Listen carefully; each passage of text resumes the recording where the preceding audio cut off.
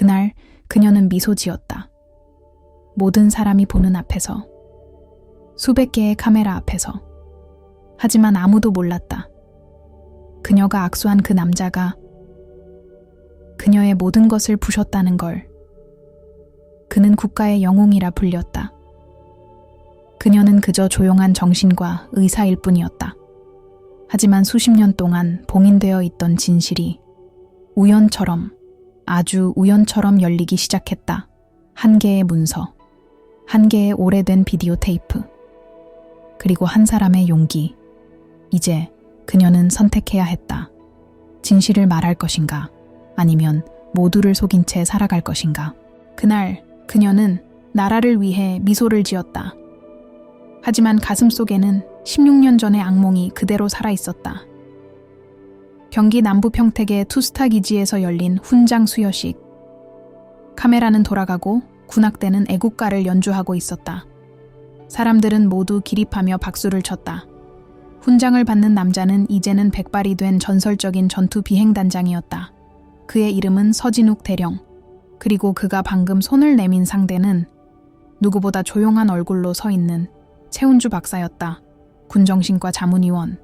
그리고 그의 과거를 누구보다 잘 아는 유일한 생존자 던 은주는 호흡을 멈췄다.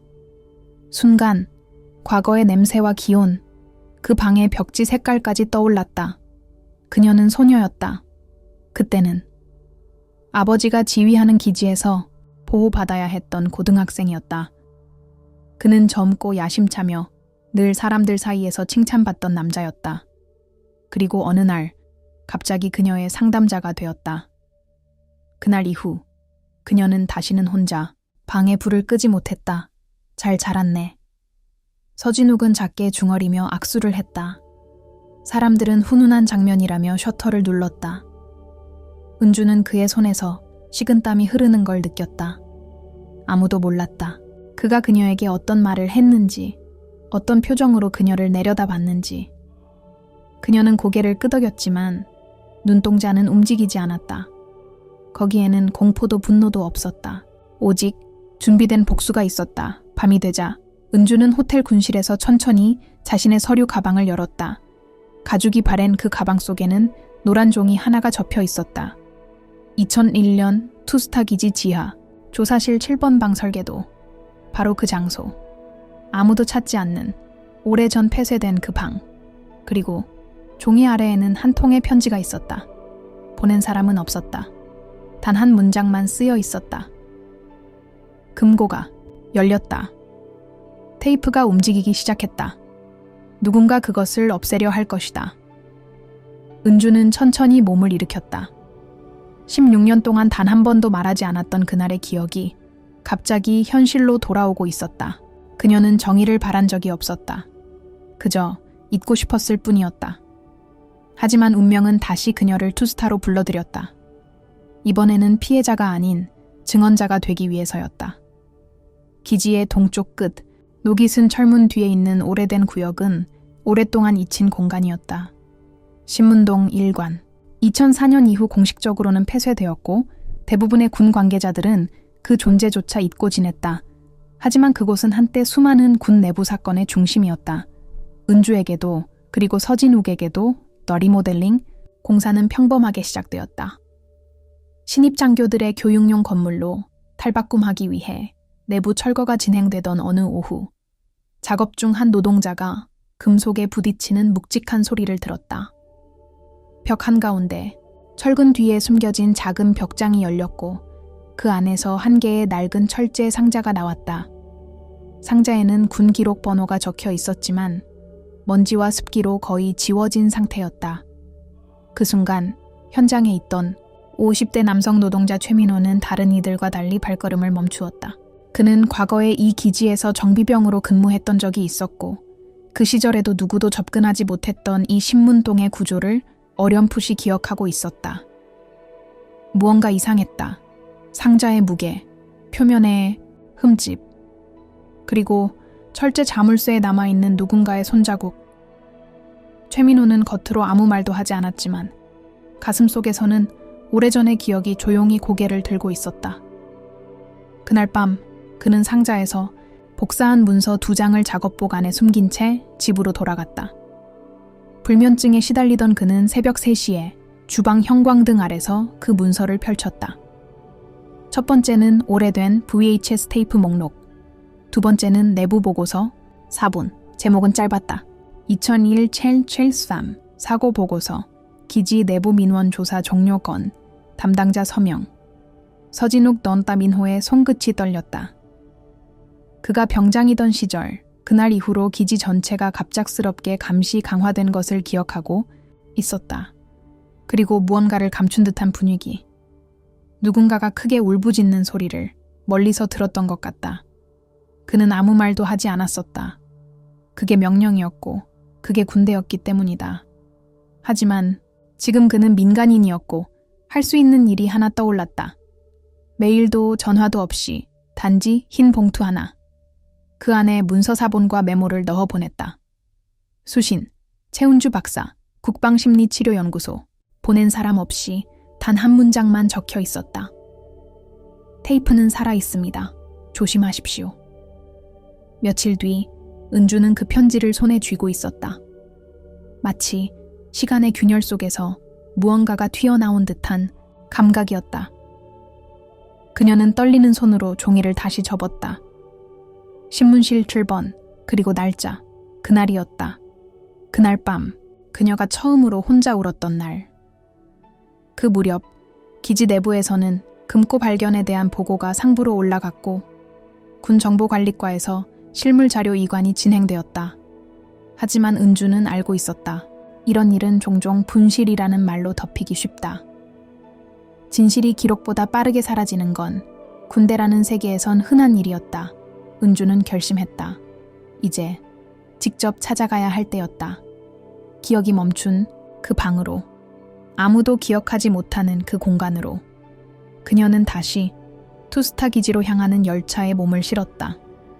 이제부터는 침묵이 아니라 행동이었다. 차영수 장군은 평생을 군과 국가에 바친 사람이었다. 그의 이름은 대한민국 공군 내부에서 절대 원칙의 상징이었고 젊은 장교들은 그의 일화를 교재처럼 외우곤 했다. 아침 5시 기상, 하루도 빠지지 않는 기지 순찰, 후임들의 이름을 모두 외우는 기억력. 그는 명예라는 단어에 생명을 걸었다. 하지만 정작 가장 가까운 사람의 눈을 오랫동안 들여다본 적은 없었다. 그의 딸 최운주. 그녀는 항상 조용했고 말수가 적었고 감정을 얼굴에 잘 드러내지 않았다. 어릴 때부터 혼자서 숙제를 마치고 기지 안에서 아버지의 명령에 방해되지 않도록 조심히 움직이던 아이였다. 군인의 자식으로서 감정을 보이지 않는 훈련이 몸에 밴 아이. 장군은 그런 딸을 보며 내심 자랑스러워했다. 그리고 그 조용함이 그녀의 강점이라 믿어왔다. 그 침묵이 사실은 방어막이라는 걸 알지 못한 채. 그 주 월요일 아침, 차영수는 본부에서 열린 보안 간부 회의에 참석하고 있었다. 회의가 끝난 후 한 장의 내부 보고서를 건네받았다. 기지 내 신문동 리모델링 중 금고 발견, 기록물 이관 예정이라는 제목이었다. 그는 대수롭지 않게 읽다. 무의식적으로 2001년 10월이라는 날짜에서 멈췄다. 그 시기 그는 기억하고 있었다. 한참 후임 장교 중 누구보다 촉망받던 서진욱을 옆에 두고 있었고 그의 딸은 고등학교 2학년이었으며 유난히 말을 줄였던 시기이기도 했다. 갑자기 오래된 사진이 떠올랐다. 그가 서재 서랍 깊숙한 곳에 보관 중이던 군 행사 사진. 2001년 추계작전 시뮬레이션 종료 후 찍은 단체 사진이었다. 은주가 작게 웃고 있었지만 그 미소는 눈을 따라가지 않았다. 서진욱은 그 뒤편 한 발자국 뒤에서 어깨를 기울인 차에 서 있었다. 그의 시선은 카메라를 향하고 있지 않았다. 그는 은주를 바라보고 있었다. 그날 밤 장군은 서재에서 그 사진을 다시 꺼내어 자세히 들여다봤다. 한 장의 사진이 주는 미세한 어긋남이 그의 가슴을 조여왔다. 그는 그때까지도 그것이 의심으로 이어질 수 있는 단서라고 인정하지 않았다. 다만 뭔가 설명할 수 없는 감정이 목덜미를 잡는 느낌이었다. 은주가 평생 눈을 마주치지 않았던 이유가 단지 무뚝뚝한 성격 때문이 아니라면 며칠 후 그는 기지정신과 자문회의에서 은주와 마주쳤다. 회의 후 그는 그녀에게 요즘 힘들진 않느냐고 물었다. 은주는 고개를 끄덕이며 괜찮습니다 라고 답했다. 그 대답은 짧고 공손했지만 아버지로서는 도무지 해석할 수 없는 벽을 느꼈다. 그녀의 눈빛은 깊은 물속처럼 말이 없었고 오히려 장군 자신이 부끄러움을 느끼게 만들었다. 그는 그 벽 너머에 어떤 이야기가 숨어 있는지 상상조차 하지 못했다. 혹은 상상하는 걸 피하고 있었는지도 모른다. 그날 밤 그는 혼자 주차장까지 걸어가던 중 은주가 차에 타기 전 운전석 안쪽에서 자신의 얼굴을 피하는 장면을 목격했다. 순간 수많은 기억이 그에게 파도처럼 밀려왔다. 하교 후 울지 않겠다고 이를 악물고 올라오던 계단 위의 은주. 간단한 질문에도 항상 괜찮아요 라고만 답하던 은주의 목소리. 그리고 단 한 번도 자신에게 먼저 안겼던 적이 없던 그 딸의 어릴 적 모습까지. 차영수는 자신이 무언가를 잃은 채 살아왔다는 사실을 비로소 조금씩 깨닫기 시작했다. 그는 더 이상 명예나 기록이 아닌 기억 속에서 실종된 시간들을 떠올리고 있었다. 딸의 어린 시절을 전부 기억한다고 생각했지만 정작 가장 중요한 순간을 놓쳤다는 예감이 그를 올가매기 시작했다. 그리고 그는 마음속으로 중얼거렸다. 내 딸을 내가 몰랐던 건가. 최은주는 민호가 건넨 주소를 들고 경기도 정부 기록 보관소를 찾았다. 이곳은 군과 정부기관에서 넘겨받은 폐기 예정 문서들을 임시 보관하는 장소였으며 보통은 아무 의미 없는 보고서들이 쌓여 있는 곳이었다. 하지만 그날 은주는 조용한 긴장감 속에서 건물 내부를 걸었다. 그녀의 손에는 서류 이관 일지를 복사한 문서가 들려 있었다. 2001-213 투스타 기지 신문실 7 보안 등급 중. 그리고 옆에는 기록 매체 목록. 그중 하나가 VHS 테이프였다. 레이블에는 잉크가 번져 있었지만 번호만은 또렷했다. TS7 2001-013A 보관소 직원의 무표정한 안내를 따라 지하 보관실에 도착했을 때 은주의 심장은 강하게 뛰기 시작했다. 테이프를 꺼내기 전 직원은 간단히 말했다. 이건 20년 넘은 테이프라 소리나 영상이 손상됐을 수 있어요. 하지만 그녀는 고개를 끄덕이며 재생기를 조심스럽게 작동시켰다. 그리고 화면이 깜빡이며 재생되기 시작했다. 처음 10초는 노이즈뿐이었다. 그 다음 어두운 방 안에서 누군가가 의자에 앉아있는 장면이 나타났다. 카메라는 방 구석에서 고정된 각도로 설치돼 있었으며 인물의 얼굴은 전혀 보이지 않았다. 화면에는 단지 그의 손, 무릎, 그리고 움직임만이 나타났다. 그러나 목소리는 명확했다. 낯익은, 아니, 결코 잊을 수 없는 그 목소리였다. 서진욱 그는 천천히 말을 이어갔다. 넌 이해 못하겠지만 이건 기회야. 너 같은 아이는 아무리 울어도 아무도 안 들어줘. 네가 누구 딸인지 알아. 네 아버지는 너를 위해서 절대 이런 일 없었다고 말할 거야. 은주는 숨을 멈췄다. 테이프 속 목소리는 마치 지금도 그녀의 귓가를 스치는 듯 생생했고 20년 전 그 밤의 공포를 다시 현실로 끌어올리고 있었다. 화면 속엔 의자 앞에 서 있는 누군가가 손을 뻗는 모습이 잠시 포착됐다. 팔꿈치까지밖에 보이지 않았지만 손끝이 떨리고 있는 것이 분명했다. 그 손의 주인은 분명 그녀 자신이었다. 하지만 영상에는 결정적인 증거가 없었다. 그녀의 얼굴은 전혀 보이지 않았고 피해자라는 사실을 입증할 수 없는 구도였다. 하지만 문제는 그게 아니었다. 문제는 그 남자가 자신감 있게 말하고 있다는 사실이었다. 그 누구도, 그 어떤 조사관도, 그 어떤 법도 그를 흔들 수 없을 것이라는 듯한 서진욱의 그 말투, 어조, 그리고 무시. 그게 진짜 증거였다. 그는 시스템을 알고 있었고 보호받을 위치에 있었고 무엇보다 그녀가 말하지 않을 거란 걸 믿고 있었다. 테이프가 끝나고 화면이 꺼지자 은주는 두 손으로 얼굴을 가렸다. 하지만 눈물은 나오지 않았다. 그녀는 울지 않았다. 이젠 울 시간이 아니었다. 20년 전 그녀는 침묵 속에서 살아남았다. 그리고 이제 그 침묵을 깰 차례였다. 테이프는 완벽하지 않았다. 영상도 오디오도 조각조각 깨져 있었고 얼굴도 나오지 않았다. 하지만 그날의 기억을 떠올리기엔 너무 충분했다. 이건 단순한 감정의 기록이 아니라 그 남자의 심리를 보여주는 거울이었다. 그녀는 가방에 테이프 복사본을 넣으며 마음속으로 생각했다. 이걸 공개하면 아버지는 무너질 것이다. 그 테이프의 배경, 날짜, 말투. 그 모든 것이 명백히 그녀와 연결돼 있었다.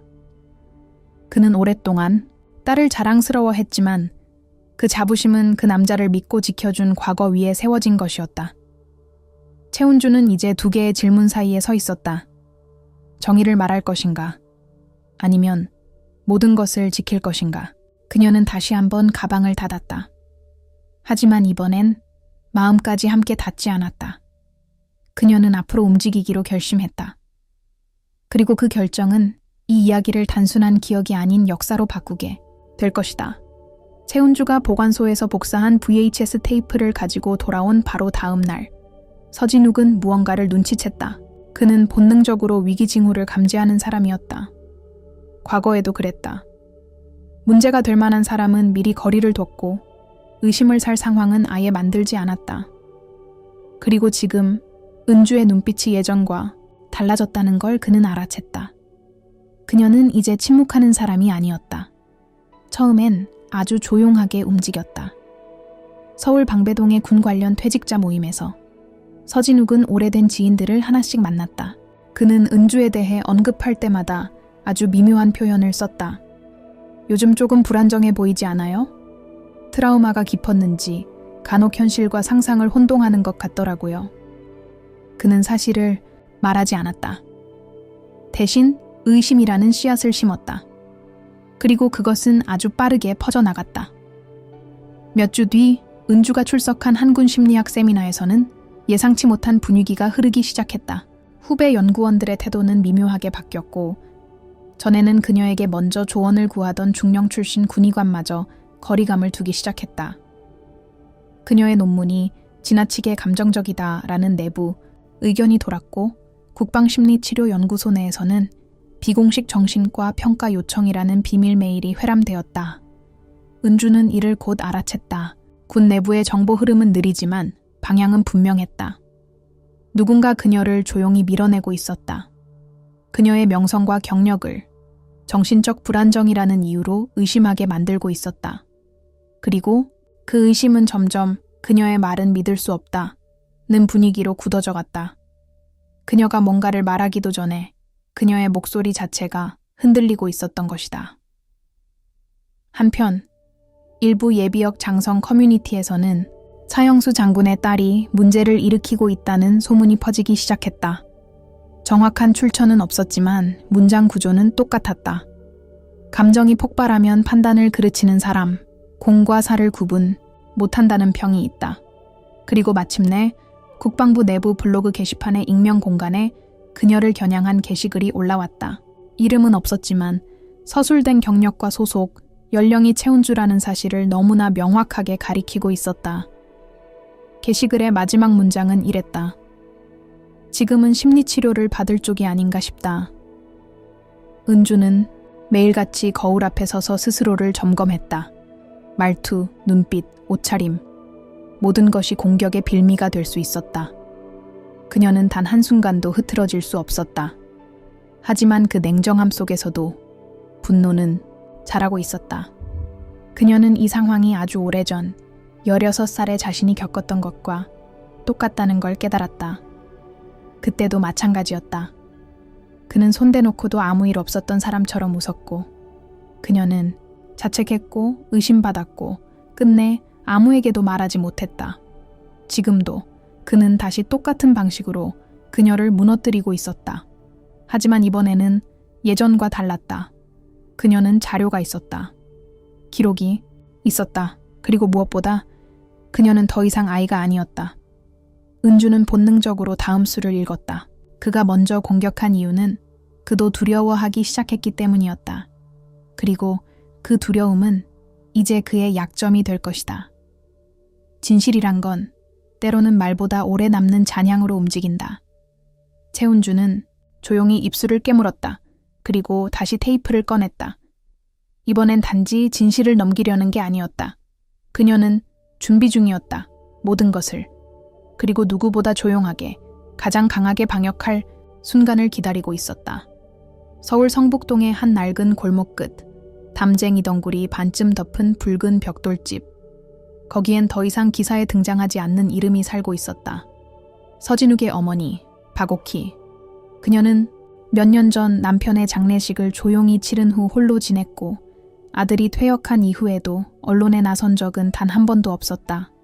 가끔은 자랑스러웠고 가끔은 외면하고 싶었다. 하지만 최근 아들의 이름이 다시 군 내부에서 거론되자 그녀는 며칠 동안 잠을 이루지 못했다. 하루는 우연히 책장을 정리하다 서랍 뒤편에서 오래된 상자를 발견했다. 묵직한 노트 하나, 바랜 편지 봉투 2-3개, 그리고 검정색 펜으로 촘촘히 써내려간 종이 뭉치. 그 노트는 박옥희조차 기억에서 지웠던 젊은 시절 진욱이 방에서 치워 넣었던 물건이었다. 그녀는 손끝으로 노트의 먼지를 털어내며 한 페이지씩 넘기기 시작했다. 그리고 곧 손이 멈췄다. 글씨는 진욱의 것이 분명했다. 내용은 충격 그 자체였다. 처음엔 단순한 장난이었다. 지금도 기억난다. 그날 그녀의 표정, 무너지는 얼굴. 하지만 너무 늦었다. 이제 와서 인정해도 아무것도 바뀌지 않는다. 글은 흐트러지지 않았고 오히려 지나치게 냉정했다. 자신이 어떤 경계선 위를 걸었는지, 어디까지가 허용되고 어디부터가 침범인지 모두 알고 있었다는 듯한 문장들이었다. 심지어 몇몇 페이지에는 그날 밤 난 그녀가 말 못할 걸 알고 있었지. 차영수 밑에서 절대 내 말이 거부되지 않을 거라 확신했다. 라는 구절까지 있었다. 그녀는 처음에는 믿지 않으려 했다. 자신이 키운 아들이 그런 생각을 품었다는 걸, 그것도 군인의 명예를 걸고 살아온 세월 끝에 인정할 수 없었다. 하지만 노트는 거짓말을 하지 않았다. 이건 누군가를 설득하기 위한 글이 아니었다. 그냥 자기만의 기록이자 고백이었다. 말할 수 없는 것을 써두고 숨겨놓고 잊고 살기 위해 남겨둔 고해. 며칠 후 박옥희는 집 앞으로 찾아온 한 여인을 조용히 맞이했다. 흰 셔츠와 검정 슬랙스를 입은 단정한 여성이었다. 최은주. 그녀는 아들의 이름을 언급하지도 않았고 비난하지도 않았다. 다만 아주 단순하게 말했다. 저는 기억을 찾고 싶을 뿐입니다. 박옥희는 아무 말 없이 그녀를 응접실로 안내했다. 그리고 잠시 후 그녀는 오래된 일기장을 꺼내 손에 쥐어주었다. 내가 이걸 넘겨도 되는지 모르겠어요. 하지만 나도 더는 모른 척하고 싶지 않네요. 은주는 고개를 숙여 인사한 뒤 일기장을 조용히 품에 안았다. 돌아오는 길, 지하철 안에서 은주는 한 페이지를 펼쳤다. 거기엔 이런 문장이 있었다. 내가 사라지더라도 그날은 사라지지 않는다. 그녀는 창문에 비친 자신의 얼굴을 바라보며 생각했다. 이제는 감정이 아니라 구조가 움직여야 할 때다. 일기장은 테이프보다 강력했다. 서진욱 자신의 송을씨로 남겨진 고백. 그는 그것을 세상에 말하지 않을 수 있을 거라 생각했겠지만 이제 그것은 은주의 입으로 세상에 드러나게 될 것이었다. 은주는 느꼈다. 진실이란 건 항상 조용한 곳에서 살아남아 있다. 그리고 그것이 때를 만나면 그 누구도 막을 수 없다. 그녀의 싸움은 더 이상 과거를 기억하는 것이 아니었다. 이제는 그 진실을 움직이는 것이었다. 서울 용산구 국방참모총 본청의 특별동. 차영수 장군은 혼자 사무실에 남아 있었다. 조용히 불이 켜진 방 안엔 서류도 부하도 없었다. 오직 하나, 오래된 포장 상자와 송을씨가 쓰인 봉투만이 그의 책상 위에 놓여 있었다. 딸이 직접 건넨 것도 아니었다. 그녀는 아무 말 없이 건넸고 그는 아무 말 없이 받았다.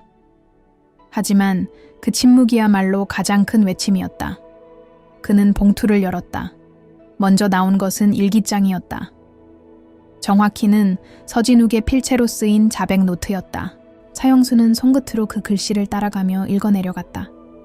그날 나는 그녀가 아무 말도 못할 거라는 걸 확신했다. 차 장군의 딸이라는 건 오히려 내게 방패였다. 그날 울던 아이의 표정을 나는 잊지 못한다. 하지만 나는 죄책감을 느끼지 않는다. 그게 가장 무서운 일이다. 문장이 날카롭지도 않았고 감정적으로 흔들리지도 않았다. 마치 기밀 보고서를 쓰듯이 그는 담담하게 자신의 행위를 적고 있었다. 장군의 눈동자가 흔들리기 시작했다. 오랜 세월 존경했던 후임이 직접적으로 자신을 방패라 지칭하고 그 뒤에 숨어서 범행을 저질렀다는 고백. 그는 단숨에 읽고 싶지 않았다. 하지만 멈출 수도 없었다. 장군은 손을 뻗어 상자 속에 VHS 테이프 복사본을 꺼냈다. 직접 재생기기를 연결한 그는 테이프를 삽입했다. 화면은 흐릿했지만 소리는 분명했다. 서진욱의 목소리. 너는 아무도 믿지 않을 거야. 아버지도, 그 누구도. 왜냐하면 너는 군인의 딸이니까. 그리고 영상 끝자락, 떨리는 손이 화면 가장자리에 잠시 나타났다. 그 손을 차영수는 단번에 알아봤다. 그건 어린 은주의 손이었다. 하얗고 가늘며 움츠려 있는 손. 그 순간 그가 평생 쌓아올린 질서와 원칙, 군인의 명예라는 이름의 벽이 무너지는 소리가 들리는 듯했다. 장군은 재생을 멈추지 않았다. 마지막 프레임까지 모두 봤다. 그 후 그는 몸을 앞으로 숙인 채 한동안 움직이지 않았다. 정적 속에서 단 하나, 탁자 위에 놓인 훈장이 그의 손에서 미끄러지듯 떨어졌다. 딸의 명예를 위해 수여받은 그 훈장, 자신의 수십 년 경력을 상징하던 그 금속 조각이 낡은 나무 바닥에 부딪히며 짧고 무거운 소리를 냈다. 그리고 그 소리가 장군에게는 총성보다 더 날카롭게 들렸다. 그는 다시는 그 훈장을 주우려 하지 않았다. 그 대신 편지지 한 장을 꺼내 펜을 들었다. 떨리는 손으로 써내려간 문장은 길지 않았다. 그의 서명이 담긴 종이는 봉투에 담겨졌고 국방부 장관 귀하라는 수신처만이 또렷했다. 그는 그날 밤 처음으로 딸이 어린 시절 어떤 감정으로 살아왔는지를 상상했다. 그녀가 왜 침묵했는지, 왜 결코 울지 않았는지를. 어릴 적 그녀가 괜찮아요 라고 반복하던 그 말이 얼마나 무력한 방어였는지를, 그리고 자신이 군복 속에서 얼마나 많은 것을 놓치고 있었는지를. 그는 장군이기 전에 아버지였어야 했다. 늦은 새벽, 그는 기지에서 철수하며 복도 벽에 걸린 서진욱의 사진을 향해 한참을 서 있었다. 그 뒤 조용히 손을 뻗어 그것을 떼어냈다. 사진 뒤에는 먼지가 쌓인 나사와 오래된 못자국이 있었다. 하지만 장군의 표정에는 어떠한 분노도 없었다.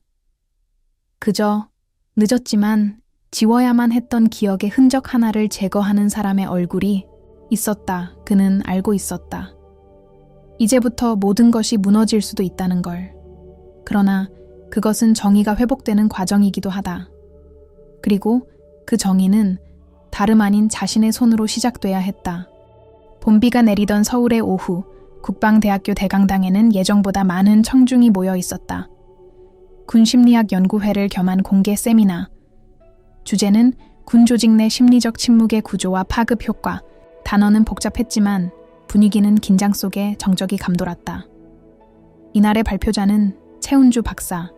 그 이름 하나만으로도 이제 군 내부에서 알게 모르게 속삭여지는 대상이 되어버린 사람이었다. 그녀는 무대를 천천히 걸어 나왔다. 흰 블라우스에 회색 재킷, 짙은 검정 머리는 단정히 묶여 있었고 표정은 단호했지만 말없이 무엇인가를 간직한 사람만이 갖는 고요한 결의가 있었다. 단 한마디도 꺼내지 않았지만 모든 눈이 그녀를 바라보고 있었다. 그녀는 조용히 무대 한쪽에 있는 재생 장비 위에 작은 리모컨을 올려두고 종이에 적힌 연설문 대신 천천히 관중을 마주 보기 시작했다. 그녀는 처음으로 자신이 만났던 한 환자에 대해 이야기하기 시작했다. 그는 훈련 도중 극심한 공황을 겪었고 밤마다 동일한 악몽에 시달리며 입을 굳게 다문 채 병가를 요청했다. 은주는 그의 언어가 아니라 침묵을 분석했다.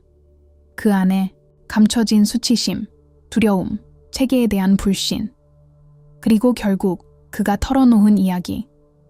그의 고통은 훈련이 아닌 과거의 특정 공간과 사람에 의해 유발된 것이었다. 그 공간은 투스타 기지였다. 관중 중 일부는 자리에서 몸을 바로잡았다. 이야기의 중심이 어디로 향하는지 직감적으로 느낀 사람들이었다. 하지만 은주는 여전히 누군가의 이름을 말하지 않았다. 오직 한 여군, 한 청소년 시절의 소녀, 그리고 그녀는 너무 일찍 어른이 되어야 했고 그 누구도 그녀의 이야기를 듣지 않았다. 는 표현만을 반복했다. 이야기는 계속 이어졌다. 어느 날 그 소녀는 자신이 오랜 세월 동안 봉인한 기억을 마주하게 되었고 누군가가 그 기억을 기록해 두었다는 사실을 알게 된다. 그녀는 세상에 그 사실을 공개할 수 있었지만 그 전에 자신에게 물었다. 내가 원하는 건 복수인가, 회복인가? 무대 위의 은주는 그 질문을 관중에게 되돌렸다. 마치 각자의 가슴 속에 있는 침묵을 꺼내보라는 듯. 그리고 천천히 준비해둔 짧은 영상의 재생을 시작했다. 화면은 흐릿했고 인물의 얼굴은 보이지 않았다. 하지만 목소리는 명확했다. 너는 아무도 설득 못할 거야. 특히 너희 아버지는 절대 믿지 않아. 그 목소리와 그 공간, 그리고 그 말의 무게. 그것만으로도 방청석은 숨을 삼켰다. 영상을 멈춘 뒤 은주는 천천히 말을 맺었다. 이건 수많은 조직과 가정, 그리고 관계 안에 존재하는 침묵의 구조입니다. 우리는 그 안에서 살아남고 때로는 익숙해지고 하지만 결코 완전히 회복하지는 못합니다. 그리고 그 침묵이 깨어지는 순간 우리는 비로소 인간이 됩니다. 연설이 끝나자 대강당은 짧은 정적 후에 박수로 가득 찼다. 어떤 이는 박수치지 않았고 어떤 이는 눈시울을 붉혔다. 하지만 분명한 건 그 순간 이후로 아무도 그녀를 불안정한 사람이라 부르지 못했다. 은주는 무대에서 내려오며 기자들이 몰려드는 통로가 아닌 한쪽 비상구를 통해 조용히 밖으로 나왔다. 봄비는 여전히 내리고 있었고 그녀는 우산을 쓰지 않은 채 천천히 걸었다. 그녀의 걸음은 가볍지 않았다. 하지만 그 어깨 위에 있던 무게 중 일부는 이제 세상으로 나눠졌다. 그리고 그게 바로 그녀가 원하던 첫 번째 승리였다. 은주의 연설 이후 군 내부는 조용한 혼란에 빠졌다. 누구도 이름을 명확히 언급하지 않았고 직접적인 비난도 없었다. 하지만 조직은 움직이고 있었다. 군 기무사 내부 보고라인에서는 연설에서 사용된 영상의 출처에 대한 추적을 시작했고 국방부 윤리감찰실에는 익명의 이메일이 하나 도착했다. 제목은 간단했다. 2001년 투스타 기지 내부 조사건에 대한 보충 자료 제보 내용은 길지 않았다. 최은주 박사가 공개한 자료와 관련해 진실을 입증할 수 있는 당시 기록 일부를 보유 중입니다. 기록은 당시 담당 부서에서 사적으로 보관했던 문서와 치료 기록 복사본입니다. 그 메일의 첨부 파일에는 병원 입원 기록 사본, 군 진료일지 요약, 그리고 전출 명령서가 담겨 있었다. 받는 이, 서진욱, 전출 사유, 내부 불문율 위반 가능성, 처리, 비공식 권고 전출론의 자료들은 공식 군 행정망에는 남아있지 않았던 기록이었다. 그러나 파일 메타데이터에는 분명히 날짜와 작성자 로그가 남아있었다. 이 자료의 신뢰성은 단숨에 이슈로 떠올랐다. 언론은 아직 눈치채지 못했지만 국방부 내부 윤리위는 긴급하게 소집되었다. 그 익명의 제보자는 바로 최민호였다. 그는 오래전 기지에서 정비병으로 근무하다가 민간 공무직으로 전환된 인물이었다. 테이프를 처음 발견한 그날 이후 그는 혼자서 몇 밤을 꼬박 새우며 자신이 외면했던 과거를 다시 직면했다. 은주의 연설을 들은 그는 결심했다. 침묵의 공범으로 남지 않겠다고. 그리고 자신이 보았던 것은 아니지만 들었던 것들을 이제는 기록으로서 뒷받침하겠다고. 그는 외부로 드러나기를 원하지 않았다. 하지만 자신이 보관 중이던 복사 자료들을 익명으로 보내는 것으로 이 모든 연결을 시작했다. 그는 누구보다 조용했고 누구보다 오랫동안 죄책감에 시달렸던 사람이었다. 당시 기지, 내 정비 상황 일지에 은주의 병원 이송 시간이 조작되어 있다는 사실도 그가 재확인한 기록 중 하나였다. 공식 보고서에는 오전 11시라 기재돼 있었지만 실제 정비 일지에는 오전 7시 50분 후송 차량 준비 완료라는 메모가 남아 있었다. 그 시간차는 아무에게도 중요하지 않았을지 모른다. 하지만 은주에게는 결정적인 퍼즐 조각이었다. 그녀는 그날의 기억 속에서 태양이 막 떠오르던 창문 밖 풍경을 정확히 떠올릴 수 있었기 때문이다. 그녀가 기절하듯 쓰러졌을 때 시계는 7시 30분을 가리키고 있었다. 그 시각은 기록과 일치했고 기록은 조작되었다는 것을 증명했다. 그리고 그 조작의 이유는 단 하나였다. 사건의 실제 시각을 감추기 위함이었다. 이 사실은 국방부 내부조사단의 조사 방향을 뒤흔들었다. 단순한 심리적 진술이 아닌 조작된 기록에 기반한 구조적 은폐 가능성으로 사건은 새로운 국면에 진입했다. 공식 진상조사단이 꾸려졌고 투스타 기지에서 보관 중이던 다른 폐기 예정 자료들도 긴급 재검토 대상이 되었다. 최은주는 이 모든 흐름을 알고 있었지만 외부로는 아무런 반응을 보이지 않았다. 그녀는 매스컴 앞에도 군 내부 회의에도 나서지 않았다. 다만 자신의 기록을 정리하고 있었을 뿐이었다. 밤이 되면 그녀는 작은 수첩에 짧은 문장을 적었다. 누군가는 봤고, 누군가는 외면했고, 누군가는 조용히 기억했다.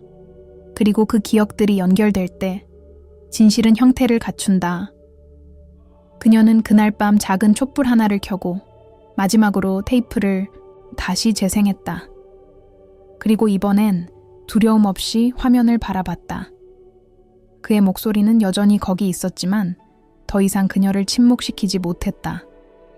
왜냐하면 이제 그녀는 혼자가 아니었기 때문이었다. 국방부 윤리감찰위원회가 서둘러 소집된 날 차영수 장군은 청사 옥상에 홀로 서 있었다. 이곳은 그가 수십 년간 가장 좋아하던 장소였다. 바로 아래로는 국기개양대가 있었고 멀리에는 한강에 흐름과 남산타워까지 내려다 보였다. 그는 늘 이곳에서 중요한 결정을 내렸다. 승진을 앞두고도 후임을 추천할 때도 어느 부대를 해체할지, 어느 작전을 승인할지 그 모든 판단의 기준은 한결같았다. 국가하지만 오늘만큼은 달랐다. 그의 손에는 은주의 이름이 적힌 진료기록 사본, 그리고 서진욱의 일기장 복사본, 마지막으로 자신의 사임서를 담은 흰 봉투가 들려 있었다. 그는 끝내 이 모든 것을 읽고 나서야 자신이 무엇을 잃고 살아왔는지 완전히 깨달았다. 그의 이름은 군 안팎에서 늘 완벽한 명예로 통했다. 한 점 의혹도 없이 오랜 세월을 버텨낸 유일한 인물. 하지만 정작 가장 가까운 사람에게는 그 명예가 칼날이 되었음을 이제서야 인정해야만 했다. 그의 딸이 수년간 말없이 삼킨 침묵은 바로 그의 그림자에서 만들어진 결과였다. 그날 오후 감찰위원회는 짧은 서류를 받았다. 차영수 대장 자진 전역 요청서. 이유란 항목에는 단 한 줄. 군인으로서의 명예보다 아버지로서의 책임을 선택함. 위원회는 처음엔 받아들이지 않으려 했다. 그의 위치는 상징적이었고 너무나 중요한 시기였다. 하지만 장군은 흔들리지 않았다. 서류를 제출한 후 더 이상 한마디도 남기지 않았다. 그는 부하들의 거수경례를 받지 않고 조용히 청사를 떠났다. 그 소식은 언론에 곧바로 퍼지지 않았다. 하지만 군 내부에서는 파장이 컸다. 수십 년간 강직하고 완고하던 지도자가 딸의 침묵을 듣기 위해 스스로 무너진 것이다. 그의 전역 소식이 퍼지자 변경 커뮤니티에는 내가 군에 있으면서 처음으로 감동했다는 글이 올라왔고 몇몇 젊은 장교들은 그가 마지막 진짜 군인이었다고 평가했다. 은주는 사무실에서 그 소식을 조용히 들었다. 아무런 연락도 예고도 없이 이루어진 결정이었다. 하지만 그녀는 알 수 있었다. 그가 이제야 정말 처음으로 자신의 말을 들은 것임을. 말이 아닌 침묵을, 진술이 아닌 눈빛을, 그리고 존재, 그 자체로 전달해왔던 모든 신호를 뒤늦게나마 받아들였다는 것을 다음 날 아침, 장군은 기지로 향했다. 투스타 기지. 그가 수십 년 전 젊은 장교로 발령받아 그 누구보다 자부심을 가졌던 곳, 그곳에서 그는 한 걸음씩 천천히 걸었다. 본부 건물, 훈련소, 그리고 그 중앙 복도. 그곳에는 여전히 서진욱의 훈장 명패가 걸려 있었다. 그는 주위를 둘러보지도 않고 조용히 명패를 떼었다. 아무에게도 설명하지 않았다. 그저 이 기록은 남아서는 안 된다는 사적인 확신만이 있었다. 그 순간 누군가가 복도를 지나가다 그를 발견했다. 젊은 여군 장교였다. 그녀는 깜짝 놀라 거수경례를 하려 했지만 장군은 조용히 고개를 저었다. 그리고 한마디도 남기지 않고 기지를 떠났다. 그날 이후 그의 사진은 투스타 기지 명예의 전당에서도 내려졌다. 그는 아무것도 요청하지 않았지만 기지는 자발적으로 그의 이름을 추모가 아닌 정정의 상징으로 바꾸었다. 그날 밤 은주는 오래된 가족 앨범을 꺼냈다. 그 안엔 어린 시절 기지에서 찍은 사진 한 장이 있었다. 아버지와 함께 찍은 단 한 장의 사진.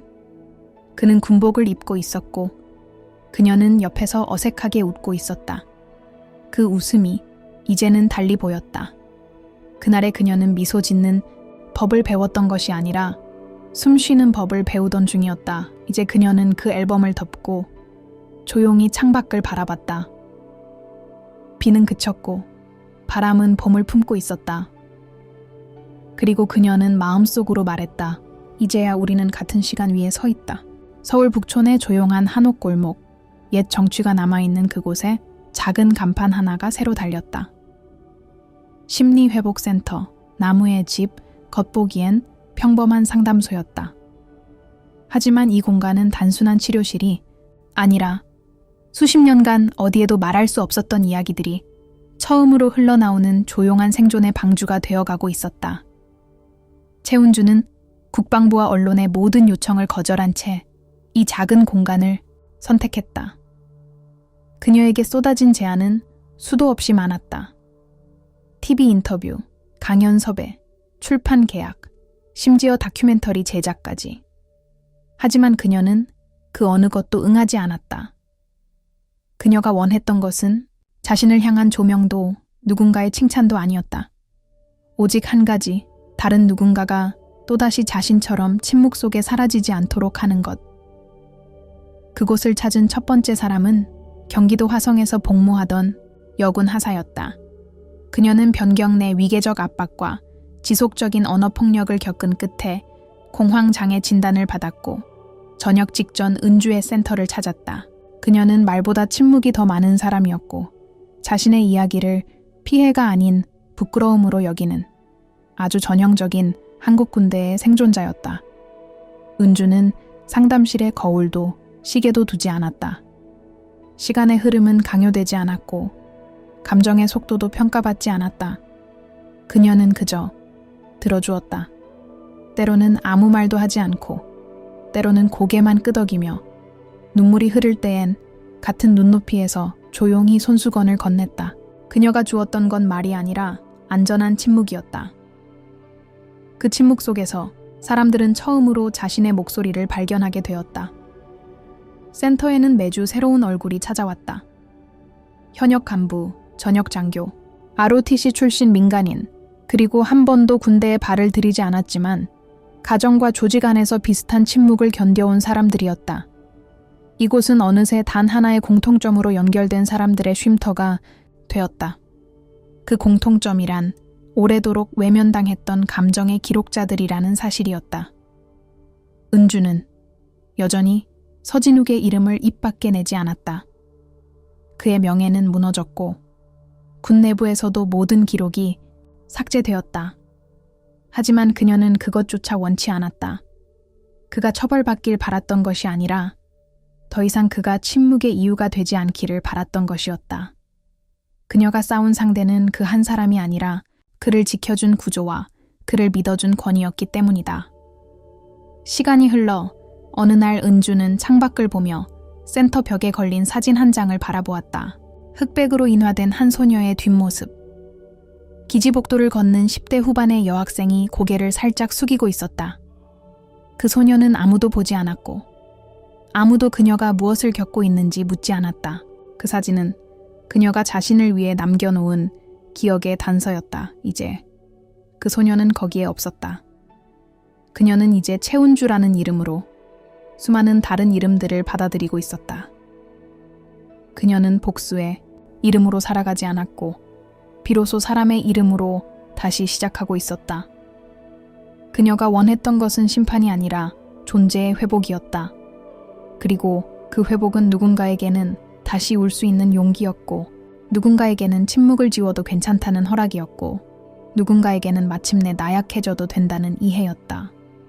그래서 은주는 복수를 하지 않았다. 그 대신 다른 사람을 안아주었다.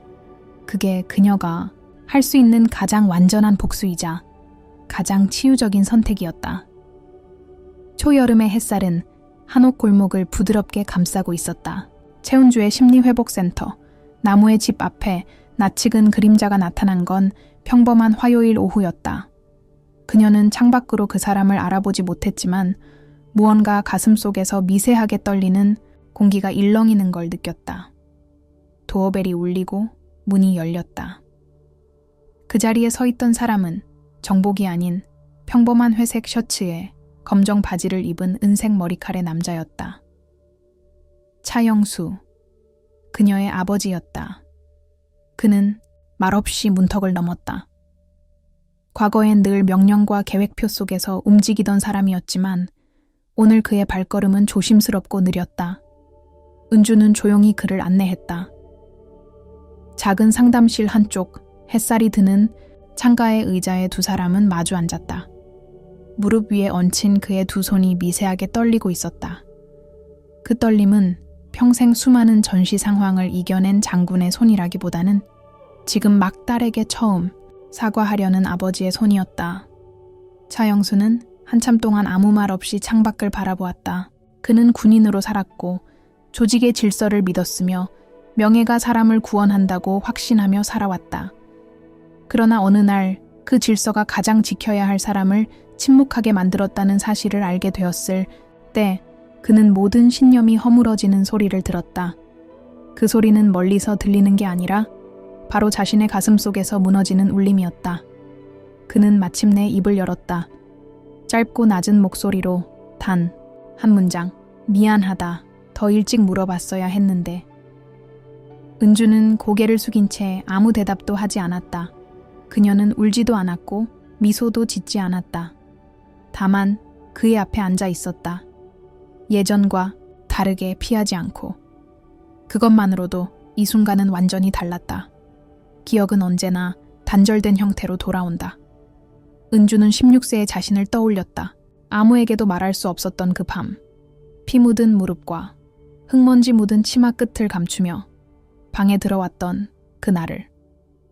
아버지가 출근 준비를 하며 넥타이를 매고 있었고 그녀는 단 한 번 그를 쳐다보다 말았다.